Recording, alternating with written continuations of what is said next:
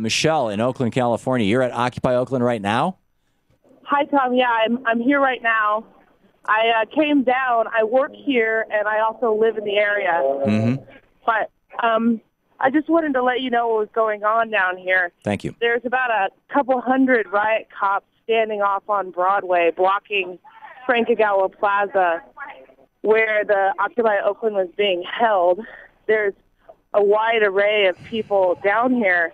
There's a couple people that are drunk and acting stupid.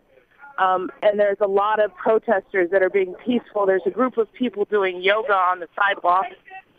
I spoke to several people who were camped out who told me what happened in the middle of the night when the camp was actually raided.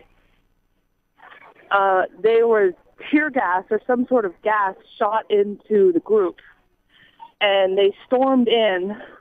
Are you there, Tom? I am. I'm listening, yes. Yeah, they stormed in. There were a few children, but not many, and they just started kind of going into the tents, ripping them open, and grabbing people. I heard from one man that a woman got her foot caught in a barricade, and she had her baby with her, and she couldn't get her foot uncaught, and they started to hit her. I can't substantiate that. I heard there might be video out there. This is what this one gentleman told me. Wait a minute. They were tear gassing children and babies? Well, I don't want to say that, but they shot tear gas into, or some sort of gas, and I saw photographs of it into the encampment, right, which is a huge park. Right, and there were kids in that encampment. That's what I was told. Not many, but a few. Yeah. And one woman had her baby with her, or a small child, and got her foot stuck in stuck in a barricade or stuck in something, and fell to the ground. And one man said that she was being hit.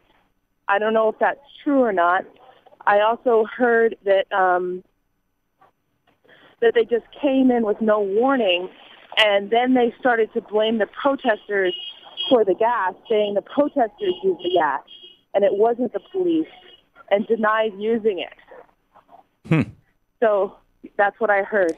I would strongly suggest that the authorities of Oakland, California, watch some video from what happened after President Obama went over to Egypt and said, "Tear down these dictators," and the people took Tahrir Square.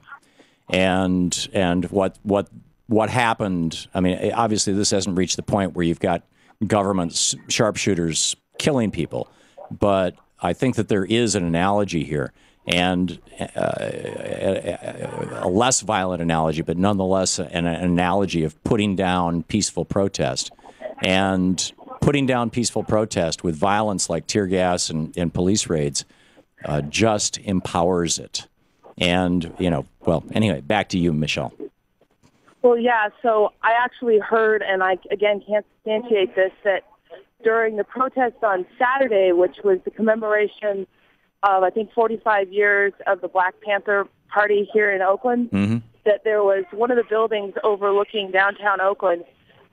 People saw all of a sudden cops up there filming, and one person even saw a sniper. I have no idea if that's accurate. People are definitely paranoid and afraid. Yeah. I can definitely say that, because there is a feeling that at any moment they could be hurt and physically harmed. Right.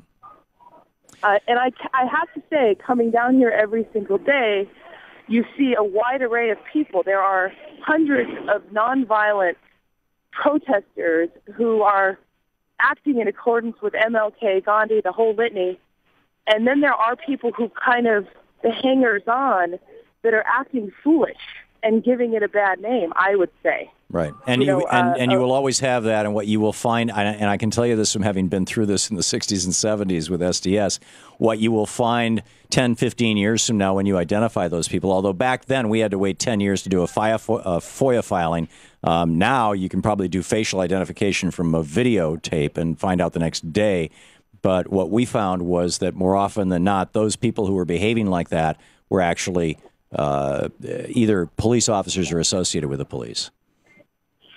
Absolutely, absolutely. I definitely am taking this as a lesson to learn and to understand, even in times of great struggle, we all have to just come together and stick by our principles and our morals. And when we see people doing things that we do disagree with, stop them. Try and educate them to change their ways. Yeah. And stop them or identify them or out them. I mean, here in D.C., there was a guy who was trying to provoke violence in one of the marches, and everybody was taking his picture and circulating it. And who is this guy? And let's see if we can identify him. And you know, that kind of thing. I mean, it's like the provocateurs, if they're well-intentioned people who have no understanding of history and they've never, you know, boy, it sounds like, is that? Yeah. There's just that's just a passing fire truck or something. Ambulance is coming through. I think they're just passing through. Okay. Michelle, thanks for the update, and call us back if anything else, you know, if anything changes. Yeah.